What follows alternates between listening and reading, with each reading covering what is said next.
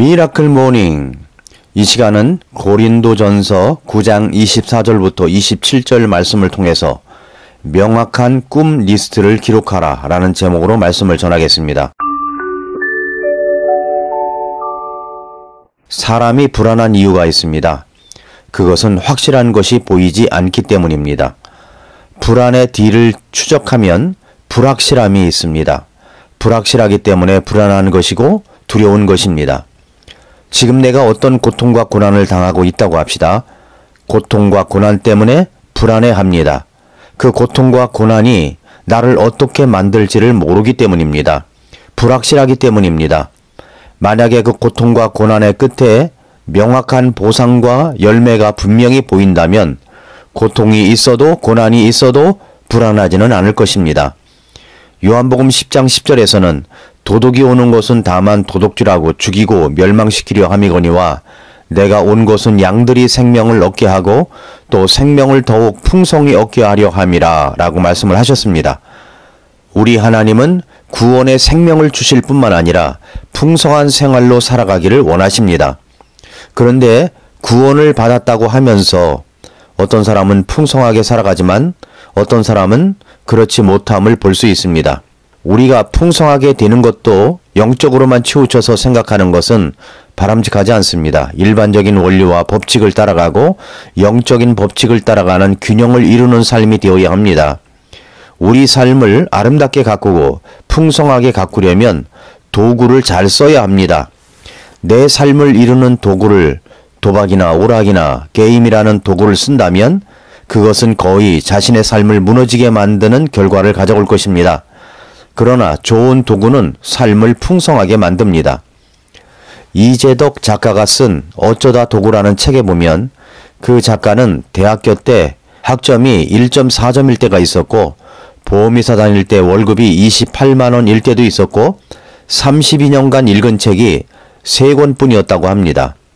그런데 지금은 대학생들이 바른 비전을 갖고 진로를 잘 잡을 수 있도록 돕는 비전 멘토가 되었고 기업 정리력 강사여 컨설턴트로 독서법 전문 강사로 활약하고 있습니다. 3P 자기경영연구소라는 교육사업을 하는 회사에 들어간 지 2년 6개월 만에 책도 거의 안 읽었던 사람이 독서 강사여 또 책까지 냈습니다. 어떻게 그렇게 될 수 있었단 말입니까? 그 책에서는 제목대로 어쩌다 도구, 그 도구를 잘 썼기 때문이라고 말합니다.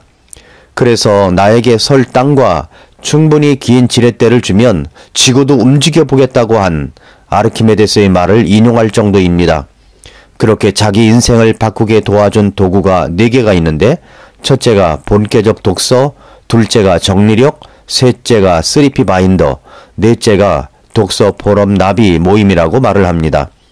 술, 담배, 게임이라는 도구로 바닥 인생이여 평범 이하로 허우적거리다 4가지 새로운 도구를 만나면서 극적인 인생 역전에 성공했습니다. 도구를 바꾸었더니 역전 인생이 된 것입니다. 우리 인생을 역전시킬 수 있는 도구, 여러분은 무엇이라고 생각하십니까? 저는 그 도구 중에 하나가 나의 꿈을 명확하게 기록하는 것이라고 봅니다. 우리의 인생길에서 불안과 두려움에서 벗어날 수 있는 것 중에 하나가 바로 나의 꿈을 명확하게 기록하는 것입니다. 우리는 연초부터 내 인생을 반전시킬 수 있는 도구들을 잘 확보하고 사용해야 합니다. 그래야 내 인생이 변할 수가 있습니다. 사람은 습관을 만들고 습관은 사람을 만듭니다. 우리는 어떤 일을 반복하고 반복하여 하나의 습관을 만듭니다. 그런데 그 습관은 또 나를 만들어 갑니다. 좋은 습관이면 좋게 만들 것입니다. 그러나 그것이 나쁜 습관이면 나를 한없는 구렁텅이로 빠져 들어가게 할 것입니다. 왜 어떤 사람은 성공을 하는데 왜 어떤 사람은 실패를 하는 것입니까? 성공한 사람 뒤에는 성공의 습관이 있었습니다. 실패한 사람 뒤에는 실패의 습관이 있었습니다. 성공한 사람 뒤에는 성공의 도구들이 있고 실패한 사람 뒤에는 실패의 도구들이 있습니다. 그런데 우리의 성공적인 습관 중에서 우리의 가장 핵심 습관으로 두어야 할 것이 바로 명확한 목표를 정하는 것입니다. 역사상 뛰어난 업적을 남긴 지도자들을 보면 모두 자신의 주요 목표가 무엇인지를 명확하게 결정한 뒤 자신의 능력을 집중시킴으로써 놀라운 리더십을 얻을 수 있었습니다. 그러나 실패자로 분류된 사람들이 있습니다. 그런 분들은 목표도 없이 마치 키 없는 선박처럼 빙빙 방황하다가 원래 있던 출발지로 다시 되돌아갑니다. 실패자라고 하는 분들도 처음에는 명확한 목표가 있는 것 같이 하여 출발은 하지만 일시적인 패배나 격렬한 저항에 부딪힐 때마다 목표를 포기해버리는 경우가 많았습니다. 사람들은 잘 모릅니다. 성공이라고 하는 것이 수학 공식처럼 명명백백한 성공 철학에 존재한다는 것을 말입니다. 수학 공식처럼 말입니다. 일시적인 고통이 오거나 패배가 오거나 어려움이 찾아올 때 그것은 수학 공식처럼 다가오는 것인데도 불구하고 우리는 그것이 마치 나의 성공적인 삶을 꺾으려고 다가온다고 생각하여 그만 포기해버릴 때가 얼마나 많습니까?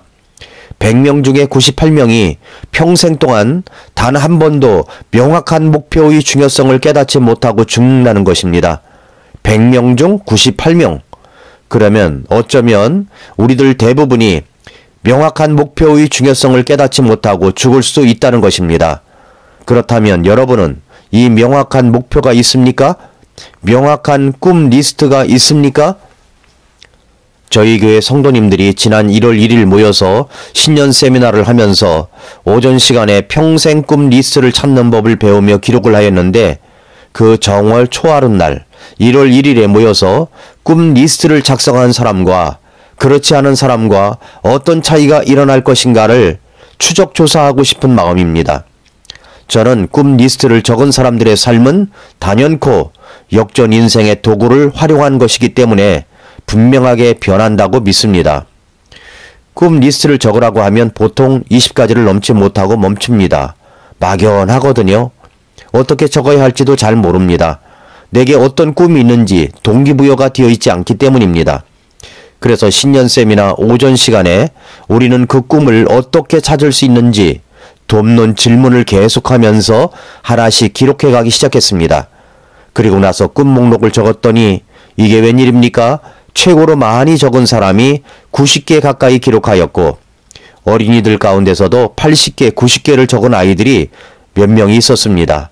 50개 넘은 분들도 많았습니다. 꿈 목록을 적을 때 혼자 하면 정말 막연하게 느껴집니다. 그러나 함께 꿈을 찾도록 돕는 질문을 통하여 하나씩 하나씩 적어나갈 때 나의 저 밑바닥에 깔려있던 그 꿈들이 일어나 하나씩 하나씩 드러낼 수 있습니다. 혼자 하면 막연한데 함께 하면 시너지 효과가 있고 생각의 확장도 일어납니다. 시간이 부족해서 기록한 꿈들을 나누는 시간을 갖지 못한 것이 아쉬웠습니다.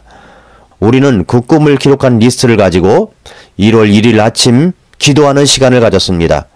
꿈을 종이 위에 기록하고 기도하면 이루어집니다. 이 확신을 갖고 우리는 기도를 했습니다. 진지한 기도였습니다. 엄청난 기도였습니다. 제가 들어봐도 황당한 꿈들입니다. 그러니까 꿈이죠. 그 꿈을 우리 하나님과 함께 찾아가고 이뤄낼 것입니다. 하나님께서 도우십니다. 가장 좋은 것을 주시기 원하시는 하나님께서 내가 꿈을 갖고 말하고 외치고 기도하면 그 꿈을 이루어 주실 줄 믿습니다. 여러분의 꿈은 무엇입니까? 그 꿈을 기록해 보십시오. 기록을 하였으면 그 기록한 내용을 가지고 우리 하나님께 쏟아 놓는 것입니다. 날마다 계속하여 말하는 것입니다. 그렇게 하면 우리의 뇌는 이제 내가 반복하여 말하는 꿈 목록 따라 움직일 것입니다.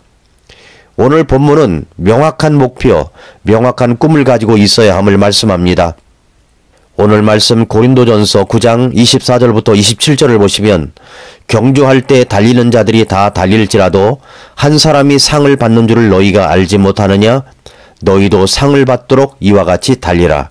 이기려고 애쓰는 자마다 모든 일에서 절제하나니 이제 그들은 썩을 관을 얻고자 그 일을 하되 우리는 썩지 아니할 관을 얻고자 하느니라. 그러므로 내가 이와 같이 달리되 정해진 것이 없는 것처럼 하지 아니하고 또 이와 같이 싸우되 허공을 치는 자같이 하지 아니하며 오직 내가 내 몸을 억제하여 복종시킴은 내가 다른 사람들에게 복음을 선포한 뒤에 어떤 방법으로든 내 자신이 버림받은 자가 되지 않게 하려 함이라 말씀을 했습니다. 이 말씀에서 두 가지를 여러분에게 강조하고 싶습니다. 첫째로 상을 얻도록 달려가라고 말씀합니다. 24절에서 경주할 때 달리는 자들이 다 달릴지라도 한 사람이 상을 받는 줄을 너희가 알지 못하느냐? 너희도 상을 받도록 이와 같이 달리라. 우리는 2019년이라는 아직 가보지 않은 곳을 향해 달려갑니다. 그 끝에 확실한 것이 있는데 그것은 바로 하나님께서 우리들에게 상을 준비하고 계시다는 사실입니다. 우리가 상을 받도록 달려가야 됩니다. 세상 사람들은 썩을 관을 얻고자 달려가고 있습니다. 그러나 우리는 구원받은 하나님의 자녀로서 썩지 아니할 관, 영원한 상급을 얻기 위해 달려갑니다. 가치가 다릅니다. 사람들이 볼 때에는 거들떠보지도 않을 어떤 것이라고 할지라도 우리 하나님께서 하나님 안에서 주의 영광을 위해 아주 작은 일을 할지라도 그것은 영원한 가치, 영원한 상이 있는 가치라고 하는 것입니다. 그래서 우리는 상을 얻기 위해 달려갑니다. 이것을 확실하게 해야 합니다. 우리는 상을 얻도록 달려가야 합니다. 두 번째로 이 상을 얻으려면 분명한 목표가 있어야 합니다. 달리는 사람이 어디까지 달려야지 하는 정해진 목표가 없겠습니까? 싸우는 사람은 허공을 치는 자 같이 하겠습니까? 명확한 목표를 향하여 달려야 하고 명확한 목표물을 때려야 합니다. 그렇게 하기 위해서 절제도 있어야 하고 내 몸을 복종시키는 훈련도 있어야 합니다. 이것을 여러분의 꿈이라고 생각해 보십시오. 꿈을 종이 위에 적고 명확한 목표를 적고 하나님 앞에 간절히 기도를 하면 이루어집니다. 저는 2018년에 이렇게 꿈을 적고 기도함으로 얻은 것이 참 많습니다. 사랑하는 애청자 여러분, 지난 1월 1일 우리 교회 성도님들은 그 꿈을 기록했습니다. 또 이 방송을 듣고 계신 애청자 여러분들도 당장 꿈을 기록해 보십시오. 그리고 그 꿈을 잘 정리해서 날마다 하나님 앞에서 외치십시오. 간구하십시오. 그리고 그 꿈을 이루기 위해 내가 할 일이 무엇인지를 기록하고 그대로 즉시 하십시오. 오늘도 미라클 모닝입니다.